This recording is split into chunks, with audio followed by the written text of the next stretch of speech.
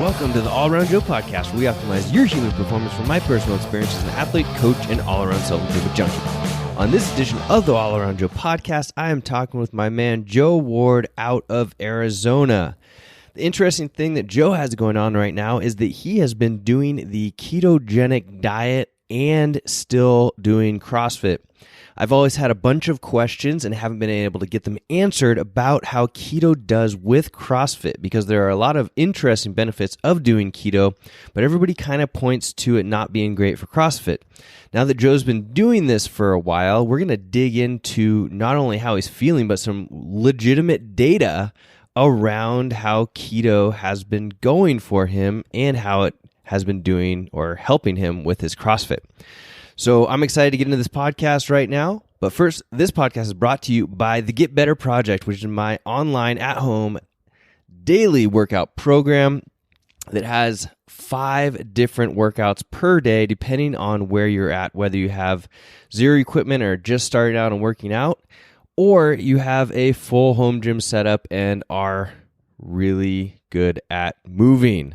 We've got everything in between, and we are here to help you along with diet, stress, all of that fun stuff. And get this, right now, because of the crazy times that we're having in the world, we are offering 30 days free of the whole Get Better Project. Yep, 30 days free. All you have to do is go to thegetbetterproject.com/30 days and get started today. That's thegetbetterproject.com/30 days, and you can get started and get yourself in amazing shape when you're stuck at home right now during these crazy times.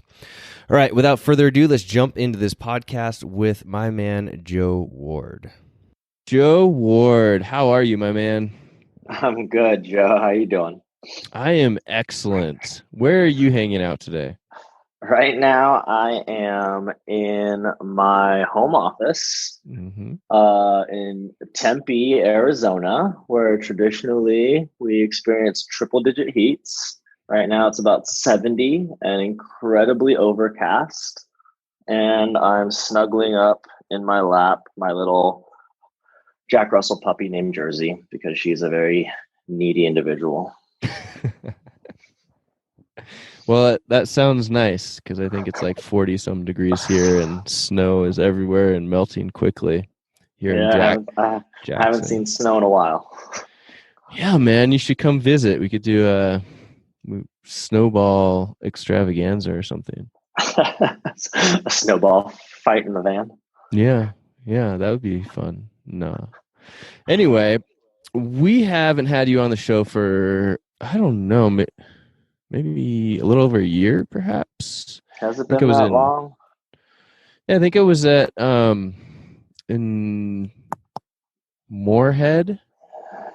Maybe end of 2018, early 2019? Yeah, something like that. We were at Carla's gym, I believe, in Minnesota. I think that's where it is, or where we were. And that was the last time we had you on, so it's been a little bit too long. But the cool thing, or the more fun thing that we have to talk about today, is that you have been partaking in the keto diet. I have. I can't say I ever saw myself doing it, to be honest. But I remember the first day I told you, you were pumped. And the reason that I was pumped is because I have been looking for a CrossFitter that has been doing the keto diet in a fashion that they could report upon, in the sense of actually eating and doing CrossFit and recording results for years. And you're the first person that has actually done it, in my opinion, the right way, so that we can have some data and figure out if other people should be doing this as well. So good job, It's so funny. When you say it like that, it makes me sound like I'm trying something brand new on the frontier, but normally I'm not referred to in that light. So that's really flattering. Well, I think it's the truth. I mean, I've known some people that have kind of like dabbled with it, but not, or people that have gone hardcore and done ketosis, or gotten into ketosis and done it in endurance, or they've done it just for like lifestyle choices. But I haven't ever, until you, come across somebody that has done it and been doing CrossFit at the level and intensity level that you do it. Yeah, no, for sure. I think when I'd first looked into it and had first really considered seriously going into the ketogenic diet, I really wanted to dive deep and see what was going to happen. And I think I had told you, one of the reasons I first told you was I couldn't find a whole lot either, especially in the CrossFit world. The keto diet just kind of had not necessarily a stigma by any means. I think it's more of the general theme of the ketogenic diet and CrossFit is that they don't match or they're not compatible. So most people either just don't try altogether or they don't stick with it long enough to figure out how they could be compatible. Yeah, I completely agree. And I even toyed around in my mind at times with giving it a go to kind of be like the guinea pig myself. And I think that for me and other CrossFitters, if I'm speaking for other CrossFitters and saying that I was a little bit scared to try it because it's like, well, what if I do this 3 or 6 month test and it goes really bad? Then I would have lost 3 or 6 months of training. So what made you, well, first, how do you explain the ketogenic diet to people? And then what made you decide to actually give it a full go? I don't know. There's a lot in there with what you just said that I kind of want to unpack, especially with you being scared about it. And I think I can touch on that too, because it sounds so silly, right? Like you're so afraid to try a diet because there's a lot of unknown around it. Yep. But I think the ketogenic diet, when most people ask me today, I think with all of the research and how much I've been playing around with it over the past, this is actually my 10th week. So I'm no expert by any means. I've just kind of, whenever I go into something, trying to put everything I have into something. I want to know as much as possible, especially when it's dealing with something as serious as my lifestyle. But ketogenic diet obviously is any sort of diet promoting the production of ketones in the body, to use fat and ketones as a fuel source through carbohydrate restriction. So, I mean, when our body is deprived of its usual carbohydrates, which we turn into glucose and use for energy, when we are deprived of those carbohydrates, if our body's fat and keto adapted, which we can touch upon as well in terms of how to get to that point first, our body is able to really use the fat that our body has already stored up, turn the fat into ketone bodies as well, and use that for energy instead of the usual carbohydrates, which go down that usual route of making the body have such a, I guess we can call it a traditional fuel source. And so most often when people refer to keto, they're referring to this sort of diet producing ketones and fatty acids for fuel. But really we're looking at a diet that gets your body into that metabolic state of ketosis, where you're able to both produce those ketones and fatty acids and actually know how to turn them into energy. Right. Great explanation there. And then, I mean, I hope so. I also feel like you can hop in at any point just to help me with all the nutritional, all the nutritional talk that we got going on, all the jargon. Yeah, absolutely. And I think that something to note is that a lot of people do not completely understand the ketogenic diet in such a way that that gets messed up or confused because of the marketing that's out there right Absolutely. now, and how, you get protein bars and drinks and all kinds of stuff that are marketed as keto friendly or keto. Mm-hmm. And just because you have one of these drinks that is high in fiber that makes the net carbs, whatever is keto friendly, doesn't mean that you're going to be in ketosis or even benefiting from ketones. So I mean, I think when I at first considered trying it, that was something that had kind of steered me away as well. I think I've always been not necessarily afraid of the ketogenic diet. I mean, as a full-time CrossFit coach here at CrossFit Tempe, nutrition has always been a strong suit of mine personally, but it was always a conversation where I kind of aired on, because obviously it's one of those conversation topics that I would say probably stirs the most controversy nowadays, and people just like to argue about it. And keto stuff in particular is just so trendy, right? And so everyone kind of is acting as if they're an expert on every diet out there, whether it's paleo or keto, or they do this sort of macros, or they do flexible dieting where if it fits your macros, you can eat it. That doesn't matter the food content or food quality by any means. But I was definitely pushed away from the idea because of how trendy it is right now. Mm-hmm. And so I think when I first thought about doing it was obviously January, the first week of January. My girlfriend, Mary Rose, you had actually come and hung out with us, I think, earlier in 2019 here in Tempe. Yeah, I forget what month it was, but it was during that time when you and Emily were here hanging out with us. And Mary Rose, my girlfriend, she had been struggling to lose weight for a number of reasons. She had accidentally put on some weight as a result of the birth control that she was on for a while. So it really messed around with her hormones.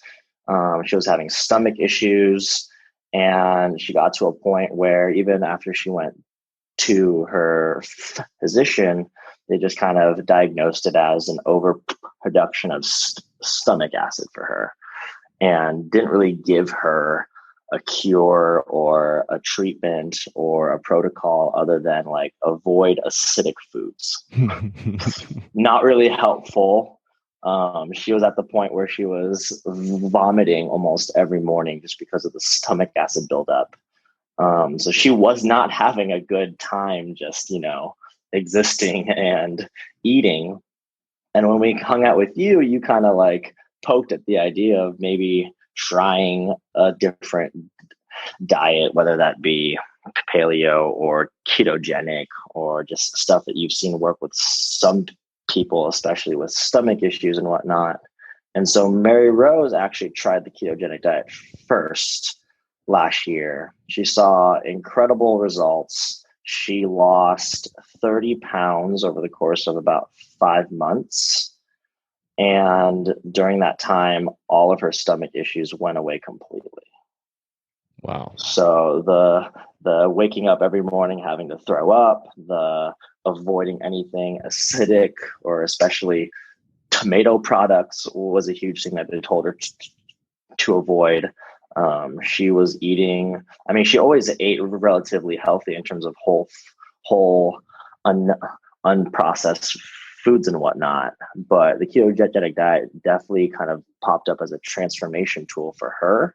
Mm-hmm. And that was my first exposure in terms of when we came into January 2020, she was going to go back on it because she went a little bit more flexible as we got into the holidays and whatnot. And so 2020 was our usual time to figure out what we wanted to do with the upcoming year, clean up our eating from the holidays and all the travel. And then she had asked me if I wanted to do it as well. And I think that's when I had told you my initial reaction was, I don't know if that's going to work with me in CrossFit. Yeah. So when her and I had talked about that, I did a little bit more homework on it. The book that you had recommended to her, we've actually been following pretty religiously. That was our first introduction to the ketogenic diet. It's the book by Brad Kearns and Mark Sisson. Mark Sisson being kind of the head of that primal paleo ancestral eating movement. his book that you recommended to us that she used when she first started was the 21-day reset on the ketogenic diet. And so when I committed to trying it with her, I think it was the second week of January, we just kind of went all in. I think it was a little bit easier for her having me do it alongside her as opposed to the first stint she had in it. It was she would eat ketogenic, and then I'd be at the other end of the table stuffing my face with hundreds of grams of carbohydrates every night. And so now we're both kind of, it's a lot easier. I guess you could say we're in solidarity with one another, but I mean, I don't even want to phrase it like that. It's more so it's a lot easier to cook our meals at the same time and grocery shop for the same things, but in bulk and whatnot. Nice. So what was it like going through those first 21 days?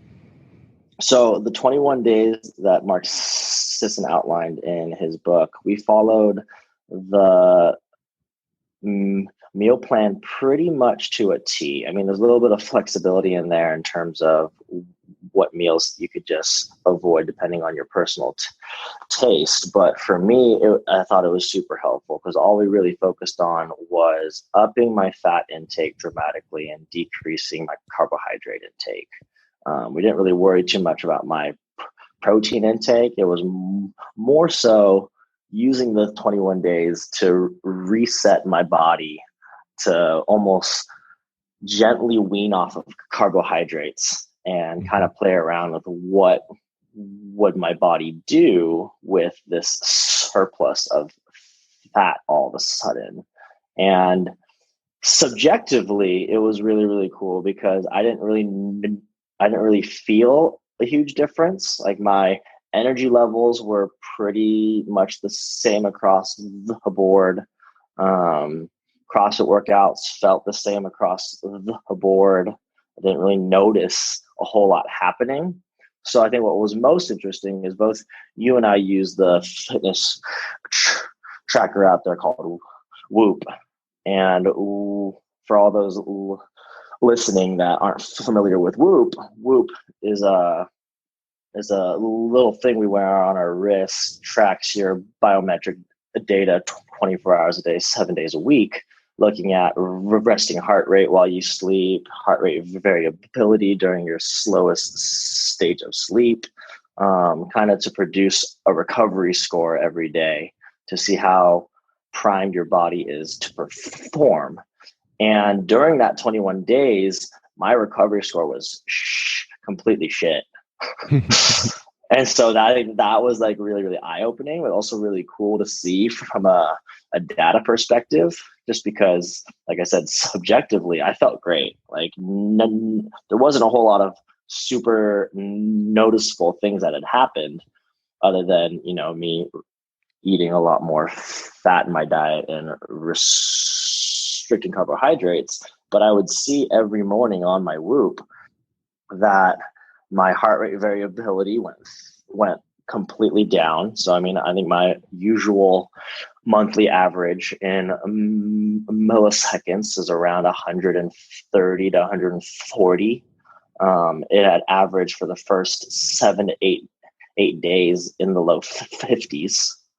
My resting heart rate was around 70 throughout that first week, which again, it was interesting to note because I normally only see a resting heart rate around there after I would consume alcohol, typically.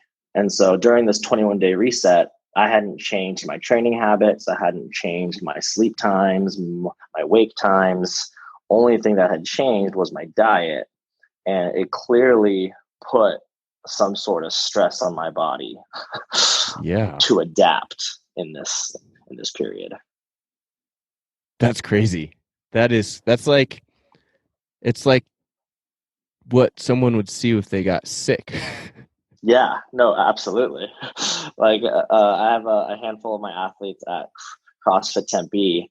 We're all on the same Whoop team. And so when you're on the same Whoop team, you could see each other's biometric data. You can see everyone's recovery score, how much sleep they got the night before. I had a couple people ask me like, hey, are you okay? Like, what's going on with you? Yeah, man. So was it right around the 21-day mark that it started to come back, or was it longer or shorter, or what was that adaptation period? It was actually around the 14-day mark where it started to creep back up. And so it wasn't like immediate. And so I would say probably in that first 7 days, I hadn't dropped into constantly red recovery scores until like 4 or 5 days in. And then that had lasted for 8 or 9 days. And so again, for those of you that aren't familiar with Whoop, the recovery score is usually on a scale of 0 to 100%. And it kind of goes from green, your body can handle basically anything, yellow, maybe pull it back a little bit.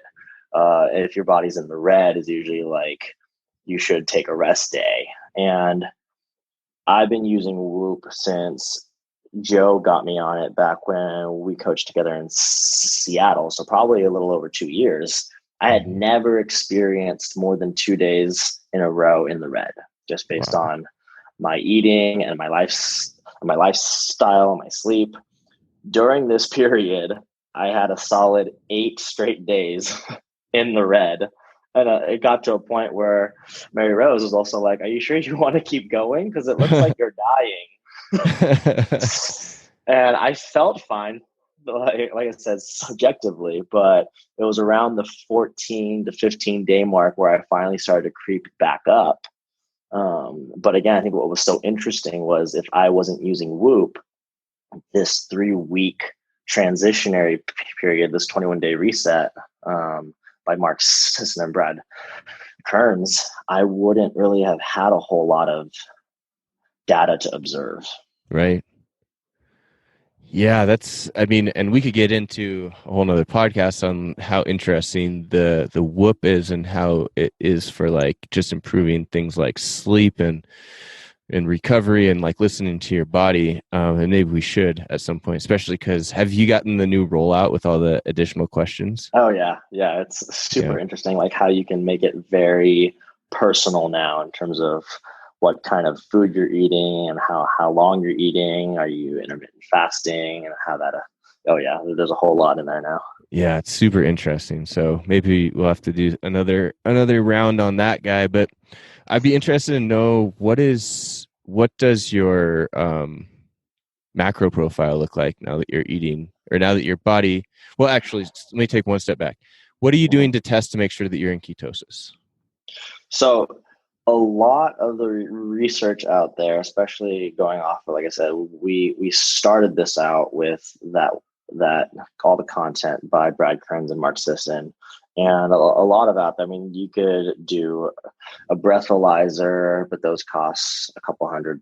You could do blood tests to test whether or not you're in ketosis, or you could even use P strips. And P strips are a lot of the ones, that's what Mary Rose and I have been using. And so the draw to P sticks is you pee on a stick and then you wait to see if it changes color in a certain time window.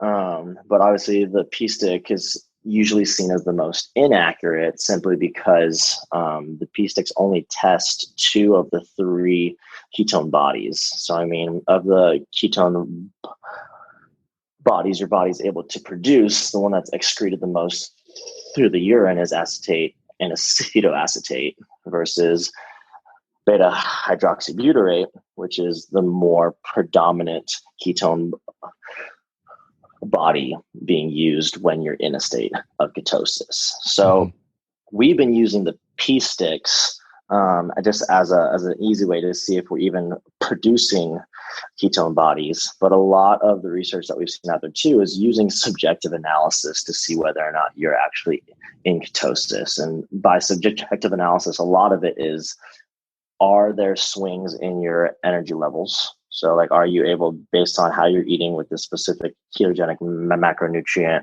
profile, are you able to maintain high energy? And then also, how well are you able to intermittent fast in the mornings? And I think that's something that surprised us when we had started this out, is we didn't realize how easy it was to see whether or not we're in ketosis based on when we get hungry. And I mean, we can talk about that a little bit more as well, but I had never done a lot of intermittent fasting. But going into it, once we actually got into ketosis after this 21-day reset, it was very eye-opening to me, being able to go 12, 14, 16, 18 hours with phenomenal energy levels and no hunger whatsoever. That's interesting. It makes sense to me.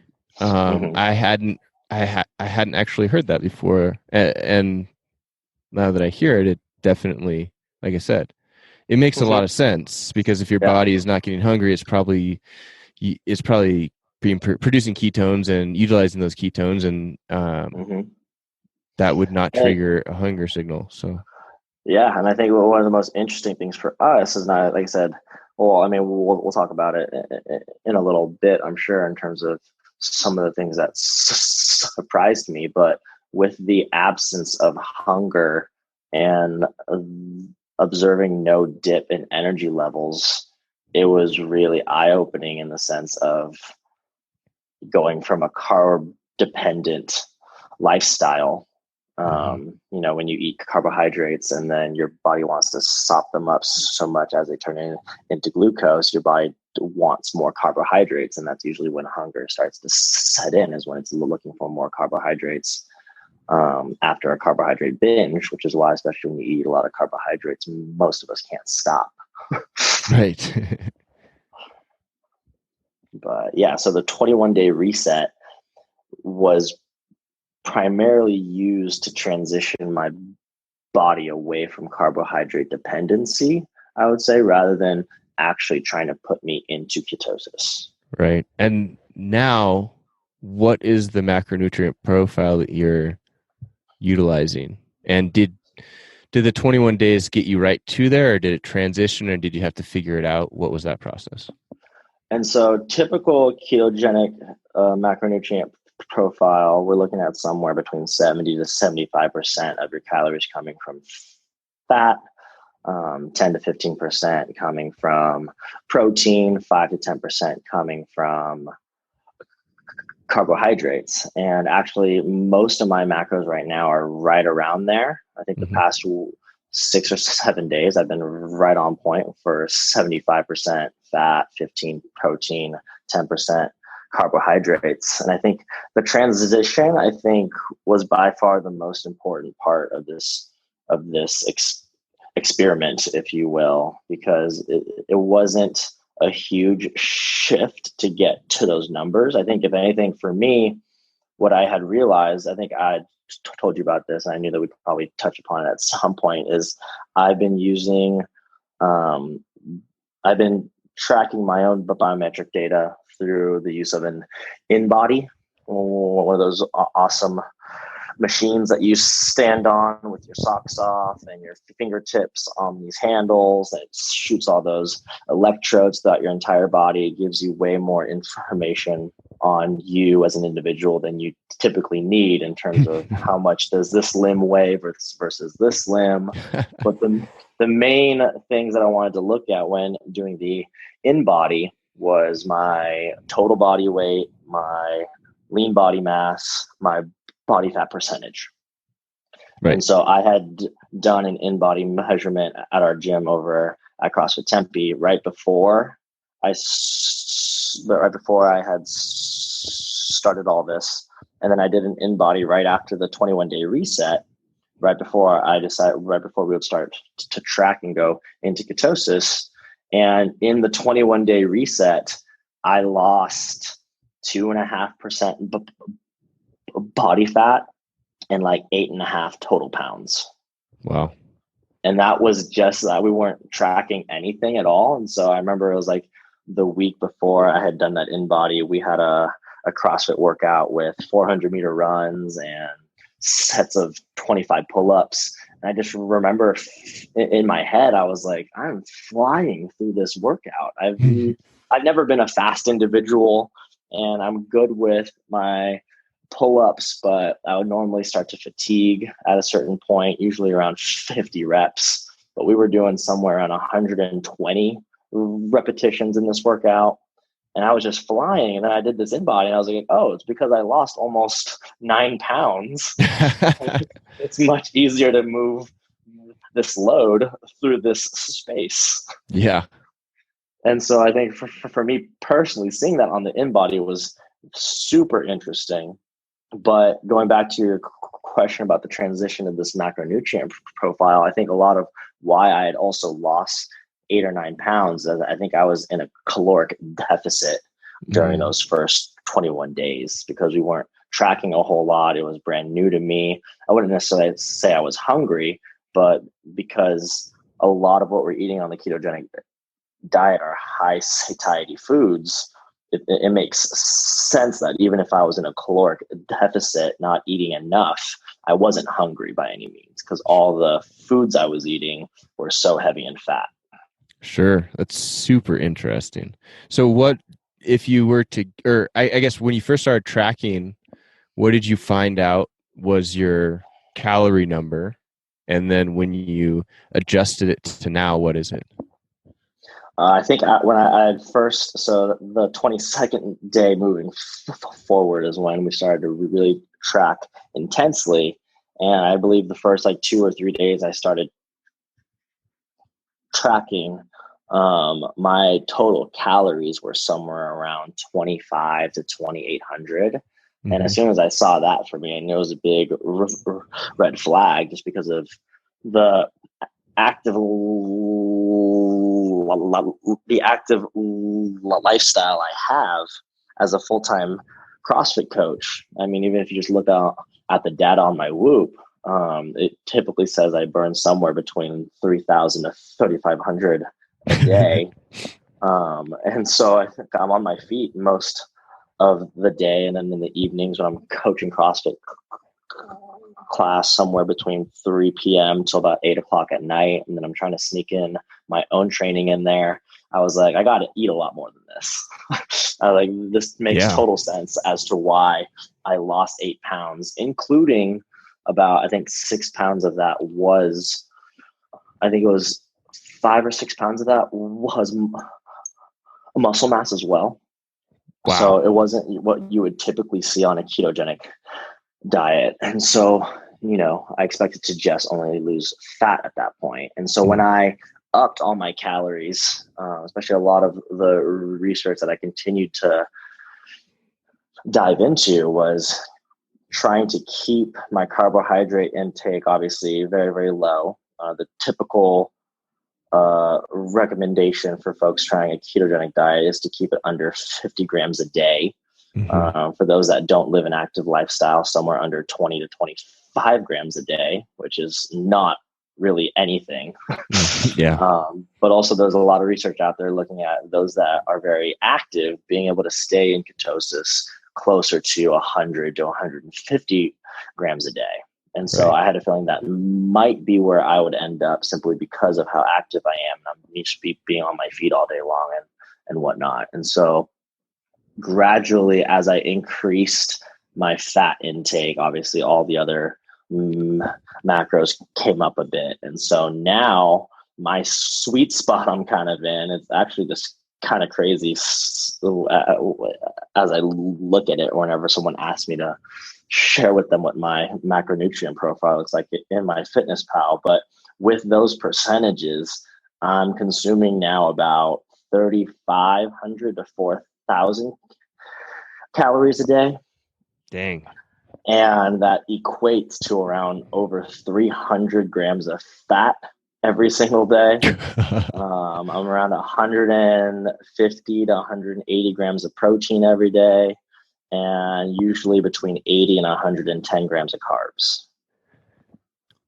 Shoot. That's crazy. Those are wild. I know those are wild numbers, and everyone I've talked to, but for me right now, that's my sweet spot. That's actually me maintaining my body weight. And so with these new numbers in place, as I just kind of gravitated towards them, I did another in-body 21 days after the initial 21-day reset. So this was 6 weeks into this experiment, and I had regained all of my muscle mass that I had lost in that first 21 days.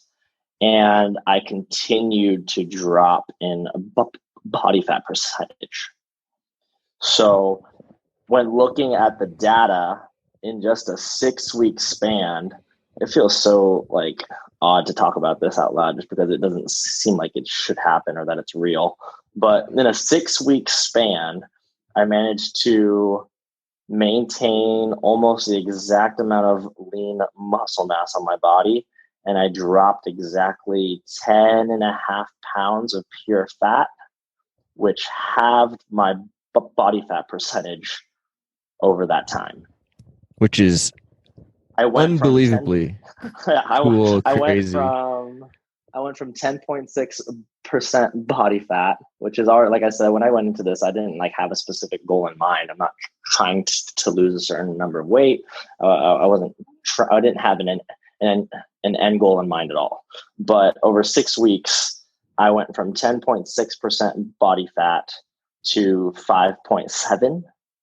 And I had never been, and I have never been this cut in my whole life. And it seems too good to be true, but that all happened in a 6-week span. Crazy. Absolutely wild.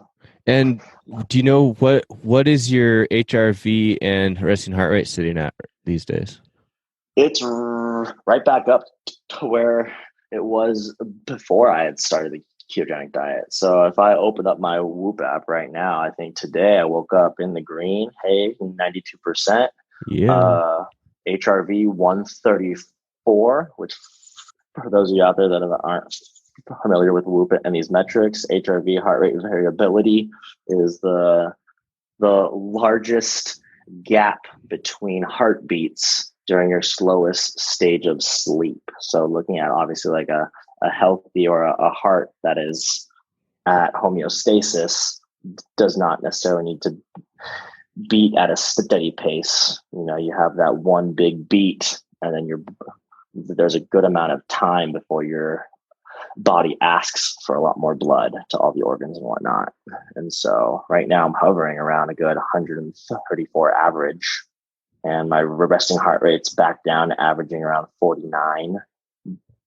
So nice. It's super, super interesting.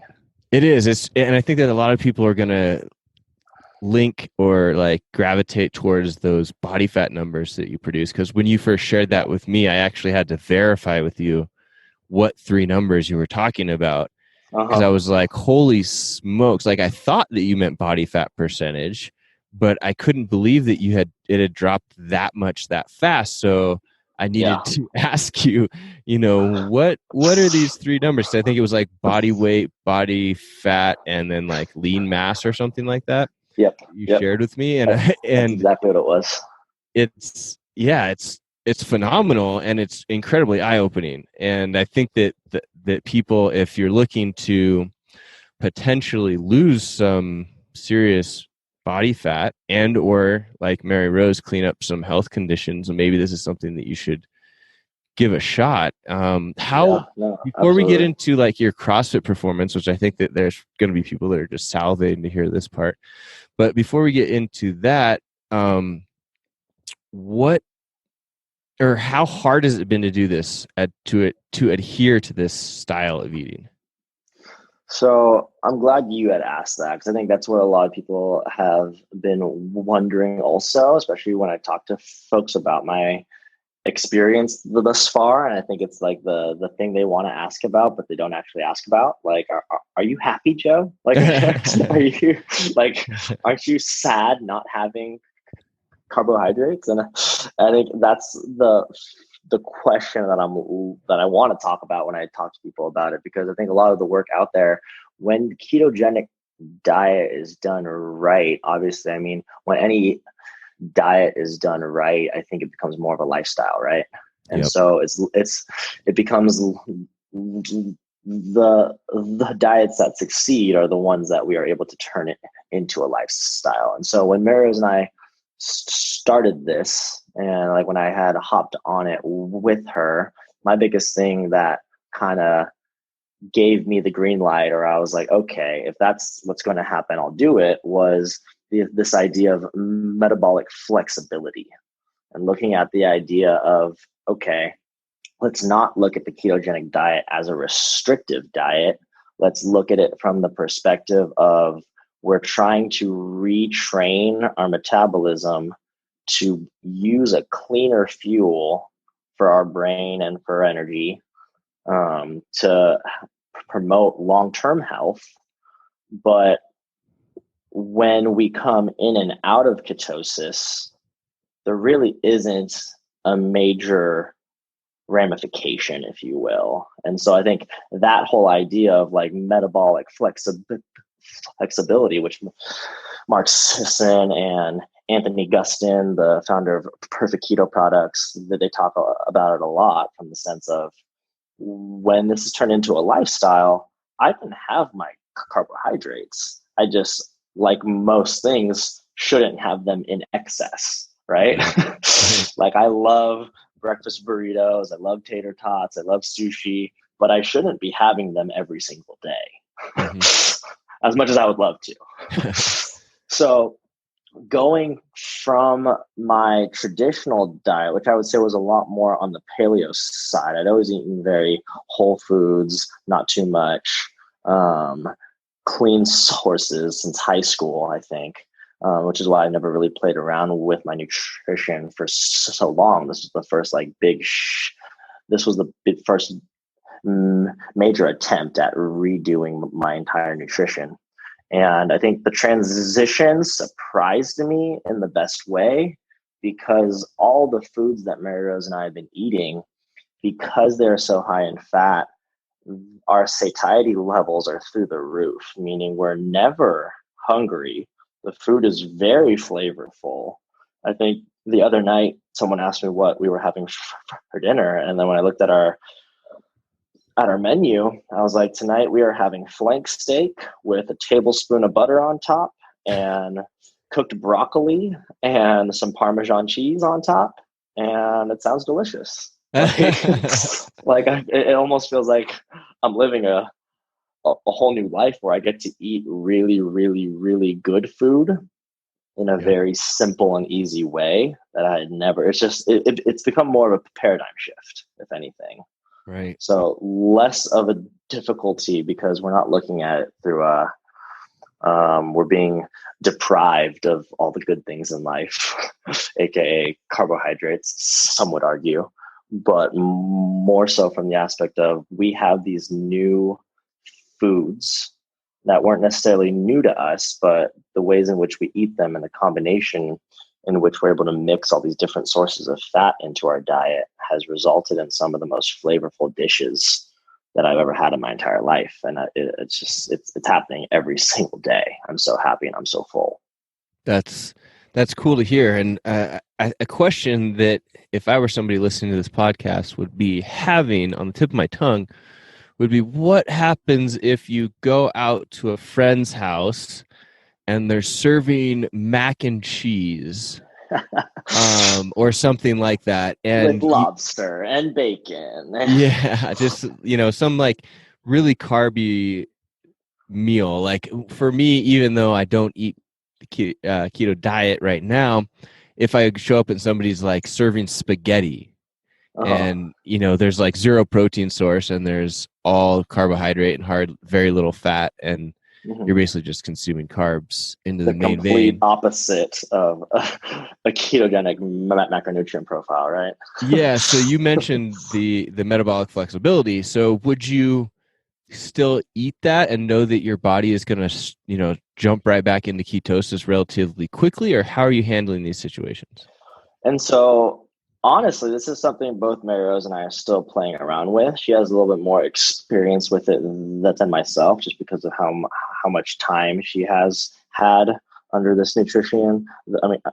This nutrient profile. But for me, what's been working so far is we've both kind of come to the agreement based on all the research out there is that we have two options. One, because of the metabolic flexibility that we've kind of accumulated over this transition, one major option we have is to turn the opportunity or the event into intermittent fasting. And one of the reasons why we have that as an option is because we're rarely ever hungry now. And that's what's crazy to me too, just being from a CrossFit background and a carbohydrate dependent background, is most of my meals were either planned based on the clock or based on my hunger. Sure. And so now we're at a point where we're very, very rarely hungry. So it's if we come into if we're gonna go out and hang out with friends or whatnot, or there's a carbohydrate meal at an event that we're at and whatnot, that's always option number one. And option number one is we can engage in intermittent fasting, take full advantage of all the benefits that come with that, like autophagy and just all the cleansing of the cells, because we're not hungry and we're not looking for food so desperately. The second option is we indulge in those foods. So say, for instance, if I'm really craving mac and cheese, I haven't had it in a while, or like I said earlier, if I'm at a party and someone happens to be having tater tots or breakfast burritos, those are usually my big guilty pleasures. I can engage in that knowing that I'm probably going to have a little bit of a tummy ache, going to have a little bit of bloating, simply because my body isn't used to that many carbohydrates in one sitting. Yep.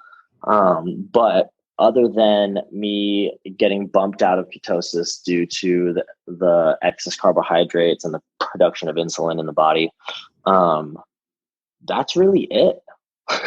So in terms of like consequences, her and I have talked about that as well, whereas like, it's not necessarily a big deal if we get bumped out of ketosis, especially I think as you continue to spend more time in ketosis and your body becomes more fat and keto adapted.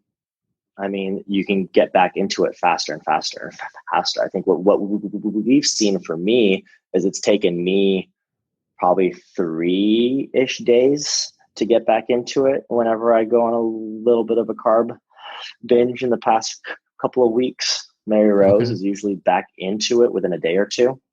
Wow. And so it's just, I think, like I said, because she's had more experience, she's had a lot more time under tension, if you will, just to use a CrossFit phrase. But it's been really interesting in that sense. So it's like, yeah, A, we engage in intermittent fasting. B, we go ahead and have it, bump out of ketosis for a little bit, and then just clean everything back up and just work our way back in. Yeah. And then I think C, a third option there is to try to engage in those carb heavy meals that we know are going to happen, whether it's because we're hanging out with friends or we have a specific event planned, trying to time those meals after a heavy workout.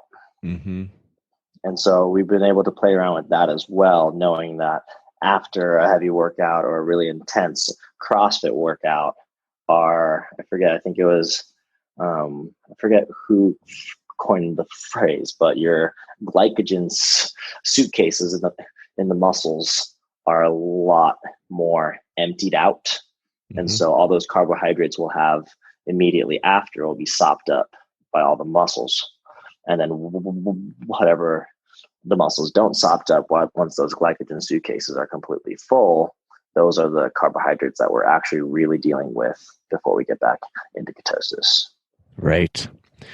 I think that's great, because I'm sure that there are people listening to this that have always thought, I cannot do that particular type of diet because of social factors, and they're just not as comfortable as you or I would be to say, nah, I don't really eat that. Yeah, exactly, for sure. We have years of being stubborn and training a certain way and trying to influence people in a certain way that it becomes much easier for us.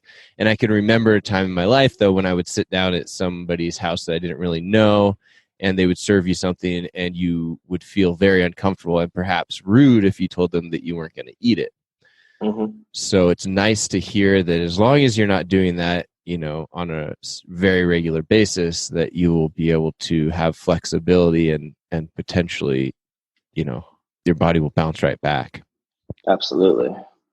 So the burning question for all the CrossFitters that have been listening to this podcast is, what has happened to your CrossFit workouts? Because the reason that, like I said, I'd never tried the ketogenic diet is because of being scared of having to switch from basically glycogen into ketones and not being able to produce the same amount of energy during high intensity workouts that CrossFit has regularly. Mm-hmm. So what have you experienced? So many things. Let's see. How can I condense this answer? But then again, I know this is kind of the meat of the podcast, if you will. So for me, I think the biggest fear going into it was what's going to happen to my performance in CrossFit, and B, after I saw the effects of the first 3 to 6 weeks, am I going to continue to wither away? Because, like I said, these results were drastic, but also, as an athlete, I need to maintain some level of functionality. Right. And so the really, really interesting thing for me, as I kind of alluded to at the end of the first 3 weeks, was my performance has, for the most part, over the past 9.5 weeks, stayed relatively the same in terms of like strength numbers and whatnot. And then in terms of metabolic conditioning, I've seen a lot of improvements in the data, which can be a result of me just shedding 10 pounds of body fat on already a fairly lean physique. So obviously I'm not carrying as much load. It's like I took off a 10-pound weight vest and I'm doing all the same stuff with the same amount of muscle, if you will, right?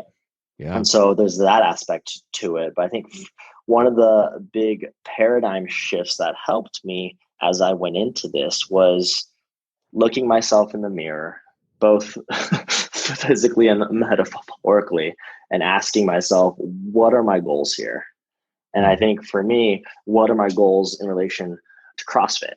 And so I'm a full-time CrossFit coach. I hope to coach CrossFit for as long as I can. I hope to open my own affiliate one day. Like, I love being able to coach this sport and being able to coach people through such amazing changes in their life. And so for me, the performance aspect of CrossFit really comes down to one thing: is I want to continue to perform the sport to the best of my ability, only to the degree where it allows me to be the best possible coach.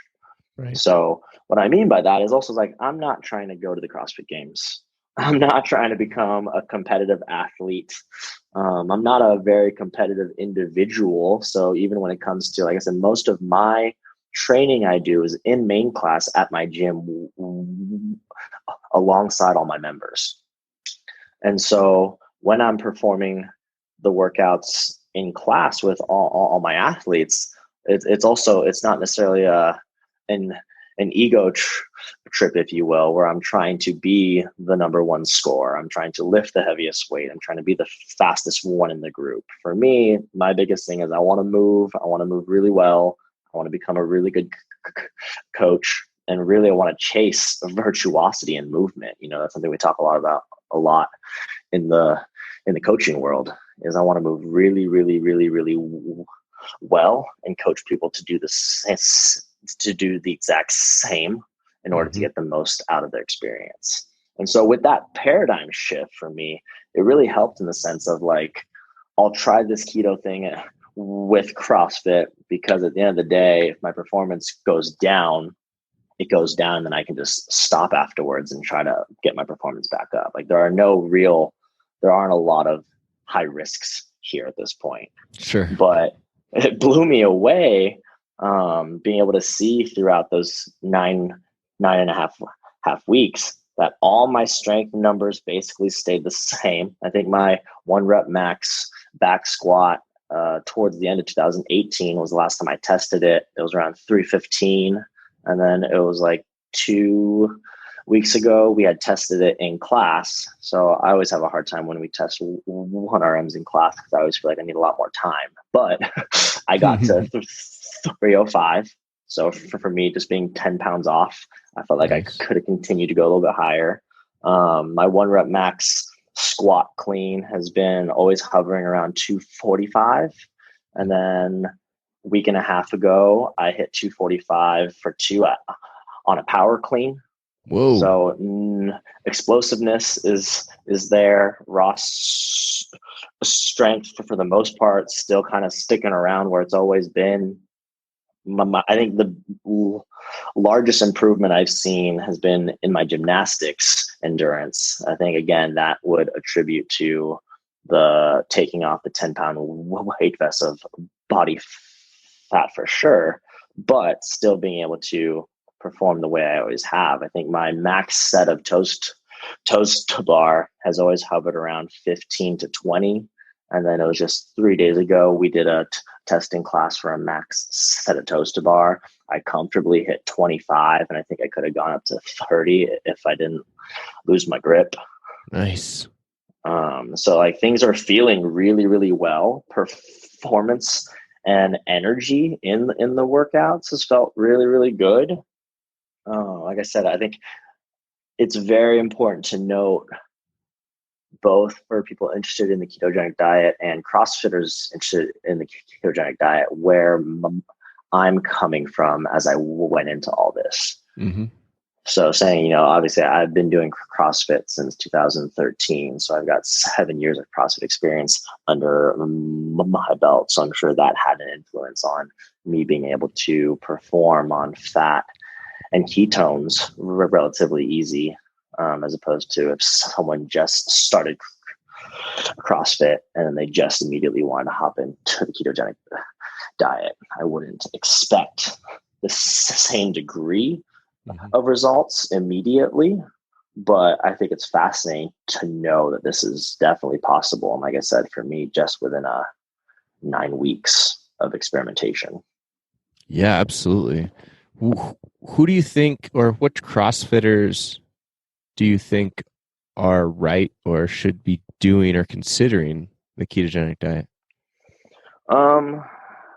Honestly, I think CrossFitters that aren't necessarily the most competitive or aren't trying to perform CrossFit at the competitive level. I mean, there might be some competitive CrossFitters out there on the ketogenic diet, but like you and I kind of touched upon earlier, we don't really know. There's not a lot of publication out there or people that are very open and public about it.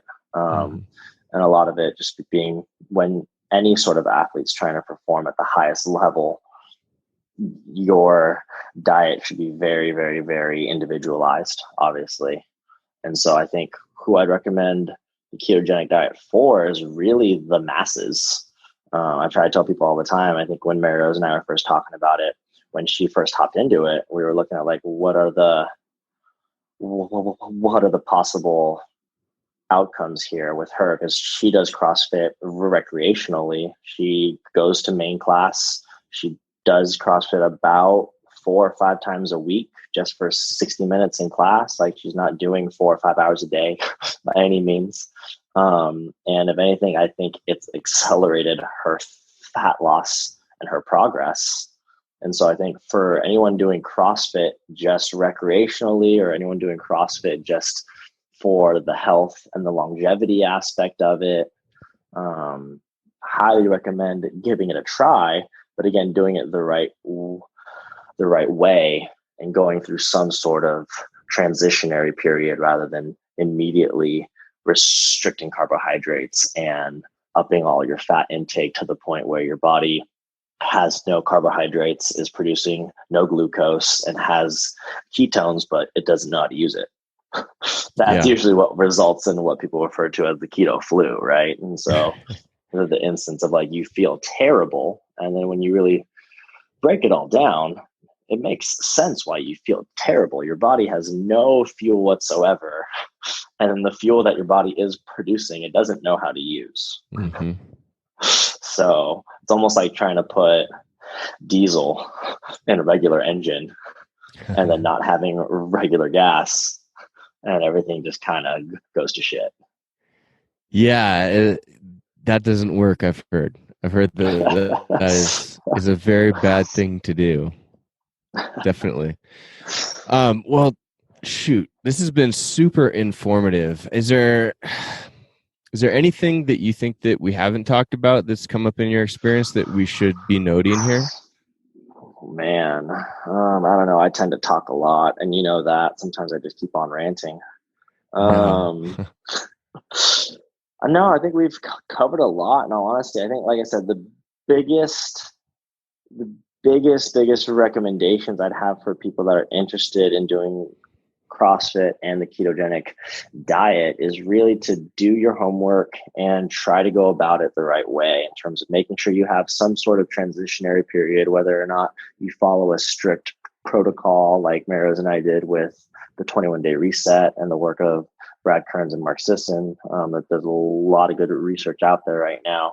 But really, at the end of the day, someone had asked me this, I think it was 2 days ago while I was coaching class, and they said, are you pro keto now, or are you like the keto guy? And I was like, honestly, I don't want to have that kind of reputation and whatnot, but I'm following a ketogenic diet. I'm going to continue to follow a ketogenic diet just because of the success that I've seen in terms of energy and quality of life.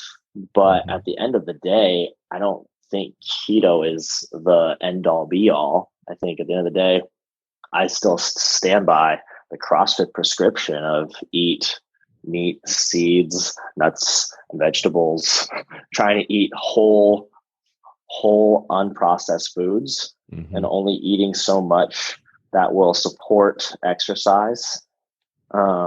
Eating a lot of vegetables. Really, if we just break it down to the simple things, I think who's the author of In Defense of Food? Michael Pollan? I think so. I think it's Michael Pollan. I think it's in his book. I love his simple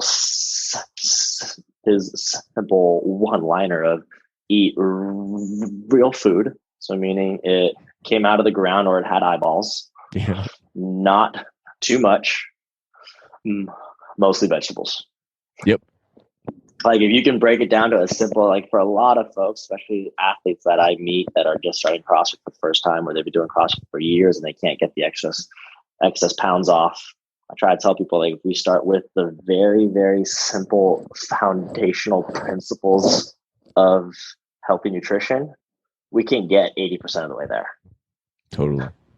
But for those CrossFitters that have tried this and that, or they've played around with, or they're curious about the ketogenic diet, I say by all means do it, go for it, play around with it, see how it integrates with your specific lifestyle. And if it works and you see the same results I have, like I said, as an avid CrossFitter and very active individual, by all means, I mean, do what works for you.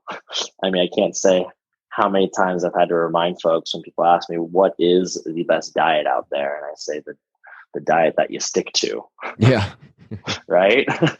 It's the way of eating that works best for you. That is very much along the lines of eat real food, not too much, mostly plants. Yep, absolutely. And what I would add to that is that we're all scientists on our own bodies, and we have to take responsibility for that. And this is just right along those lines, where it's like, try it out, see how it works. If it works, great. If it doesn't, then try something different. But make note of it, track it, observe it, and you have your own body, so you're responsible for that. No one else is responsible for your own body. Yep. So this has been super cool, Joe. I've been wanting to talk about this for some time, as you know, and I'm really excited that you went through this, and hope that it continues to go well for you, and we'll continue to have you on the show and touch on updates from time to time. Thanks, in the meantime, though, how can people follow what you're up to? I don't know. I'm all over the internet. I'm usually spending the most time on Instagram. It's at Joe Ward with 3 Ds. However, most of the stuff on there is my photography that I currently do on the side. I'm currently working on how to best integrate all my CrossFit and nutrition stuff into that same profile. But so if there are any personal branding people out there, feel free to hit me up as well, because I clearly need a little bit of help. No, I think it's good stuff, man. I think that you're doing a lot of good. And are you taking on photography clients right now? I am. I'm always taking on photography clients. If you know of anyone in the Valley over here in the Phoenix, Tempe, Scottsdale area, feel free to send them my way. Or if you just want me to fly out to wherever you are, if you pay for the plane ticket, I will come. Heck yeah. Joe has done all of my personal photography, except, well, you can tell the good stuff he's done, the bad stuff, that's me. So I can vouch for him doing that as well. So if you guys are looking to enhance, images for your website, or gosh, what would you say your normal client is? I do a lot of portrait work and couples work. So really, in terms of the portrait work, do a lot of personal branding. So I can help you with your image whatsoever on social media. And so what I need help with, all those personal branding coaches out there, is how to put all my stuff together. Mm-hmm. In terms of the imagery, I got you. Yeah. Nice. Cool. Well, I highly recommend you guys, connect with Joe, follow him on Instagram. And if you need some photography work done, hit him up, and I'm sure he'd be happy to answer your CrossFit and nutrition ketogenic questions as well. So absolutely. Joe, appreciate it, man, as always. And as always, we will talk again very soon, I'm sure. Sounds good, brother. Thank you for having me. Yeah, you bet. I'll talk to you soon. That was my podcast with Joe Ward, CrossFit coach, great guy, ketogenic diet, CrossFit tester. Just some really interesting stuff that we talked about today. And it really kind of moved the needle in the direction of trying keto for me and for other CrossFitters, I think, because Joe has some really great information on not only how his body fat is drastically reduced or been reduced and his muscle mass has stayed high, but also how he has continued to improve or maintain his strength and CrossFit workouts, which is something that none of us are really sure about that because we don't have much data of any really consistent CrossFitters doing the ketogenic diet and CrossFit on a regular basis. So I think that it would be also very interesting for more of us to try this. And if you've done this yourself, I would love to hear from you. Shoot me an email at joe@allaroundjoe.com. And or if you have any questions for Joe, I'm sure Joe would be happy to answer those. And you can contact him directly or you can contact him through me. Either way, we're here to help you out. So I hope you enjoy this podcast, and make sure that you guys are following us and subscribe to us on iTunes. So you just hit that subscribe button, or if you're listening to this on YouTube, hit the subscribe button, hit the like button. We really appreciate that. Ask us questions if you have those questions. And we're consistently posting stuff on Facebook, Instagram, all that fun stuff. As well as this podcast is brought to you by the Get Better Project, where we're offering 30 days free to keep people super fit when they're at home. The difference between the Get Better Project and the other programs or workouts that people are just posting out there is we've been doing this for almost a year and a half now, so we have the at-home thing figured out. Not entirely. I mean, there's always learning to be had, but we've been doing it for a long time, and we don't only post 5 workouts per day based off of your home gym setup, but we also do weekly coaching where we talk about sleep, stress, nutrition. We help you set up your diet for success, and we do daily challenges. So it's a whole program, not just workouts, that we're offering 30 days free for. So if you would like to get in on this and join us in the Get Better Project, head over to getbetterproject.com/30 days. That's the getbetterproject.com/30 days, and we'd love to have you. All right, guys, hope you enjoyed this podcast, and we will see you on the next one.